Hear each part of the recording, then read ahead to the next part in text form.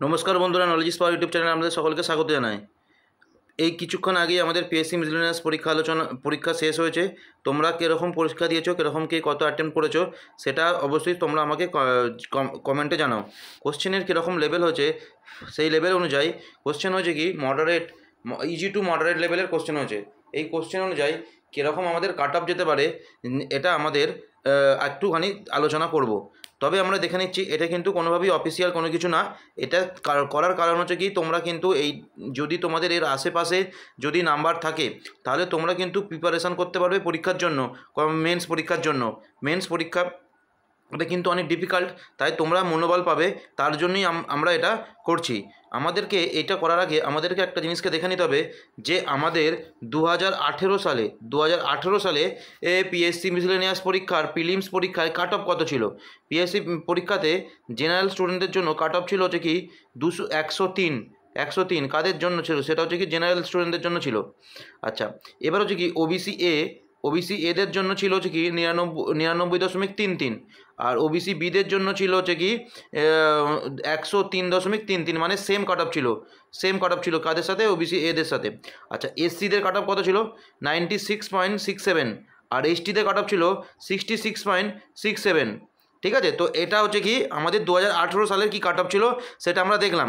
এরবারে আমরা দেখব হচ্ছে কি 2019 সালে কীরকম কাট অফ ছিল স্টুডেন্ট মিসেলেনিয়াস প্রিলিমস পরীক্ষার। এটা দেখলে তবেই কিন্তু আমরা ধারণা পাবো যে আমাদের কাট অফ কীরকম যেতে পারে। বোঝাতে পারলাম? এটা কিন্তু খুবই গুরুত্বপূর্ণ।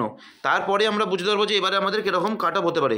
আমি তোমাদেরকে এইমাত্র বললাম কোশ্চেন কিন্তু আমার অ্যানালাইসিস করে আমি যেটাই পেয়েছি মডারেট টু ইজি লেভেলের কোশ্চেন ছিল। কোশ্চেনে ম্যাক্সিমাম কোশ্চেন আমাদের কিন্তু যে 15টা ক্লাস আমরা করিয়েছিলাম মকের, তার ভেতর থেকেই ম্যাক্সিমাম কোশ্চেন এসেছে। যদি কোনো কোশ্চেনে তোমাদের ডাউট থেকে থাকে সেটা আমাদের এখানে জানিও, আমি সলিউশন করে দেবো। এর কিছুক্ষণ পরে আজ আমরা কিন্তু ম্যাথের এবং জিকের আলাদা আলাদা করে কিন্তু সলিউশন ভিডিও অবশ্যই আমরা আনবো। আর আমি এটা দেখেছি কোশ্চেন আমার মত অনুযায়ী এখনও পর্যন্ত কোনো ভুল বেরোয়নি। তবে যদি কোশ্চেন আমি আরও একটু ভালো করে দেখবো, যদি কোনো কোশ্চেন ভুল বেরোয় সেটা আমরা কিন্তু আলোচনা করে দেবো। সেক্ষেত্রে কী হতে পারে সেটাও কিন্তু আমরা আলোচনা করে দেবো। এখন আমরা দেখে নেব 2019 সালে পিএসসি মিসেলেনিয়াস পরীক্ষায় কাট অফ কী ছিল। আমাদেরকে একটা জিনিসকে দেখতে হবে, এইবারে এই যে 2019 সালে যে কাট অফটা ছিল সেটা কিন্তু পার্সেন্টেজে ছিল। তার মানে কি 200-র মধ্যে এই পার্সেন্টেজটা নাম্বারে কাট অফ ছিল। তার মানে এখানে ছিল হচ্ছে কি জেনারেলদের জন্য ইউআর ক্যান্ডিডেটদের জন্য ছিল 54.33, মানেটা হচ্ছে কি 54.33 মানেটা হচ্ছে কি নাম্বারটা তোমার ওই 108.6 এরকম হবে।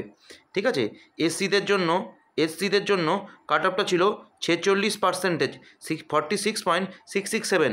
তার মানে এখানে কাট অফটা হয়ে যাবে 92 এরকম 92।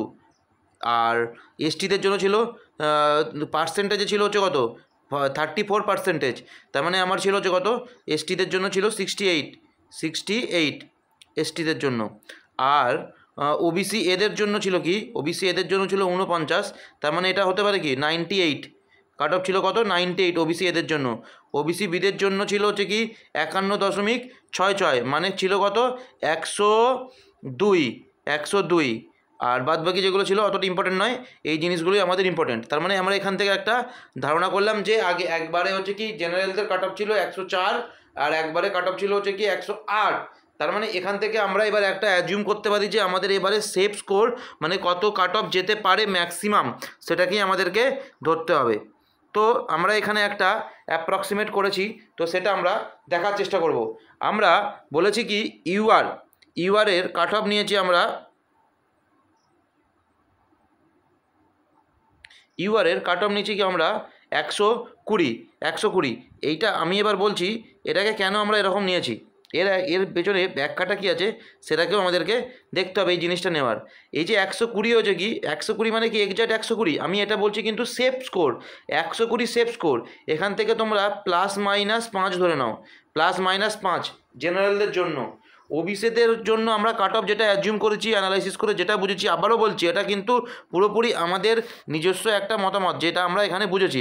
118 যেটা আমরা ধরেছি ওবিসিদের জন্য সেটা তোমরা ±3 ধরে নাও, মানে কেউ যদি 115 থেকে 121-এর মধ্যে থাকে তবেই কিন্তু এই জিনিসটা হবে।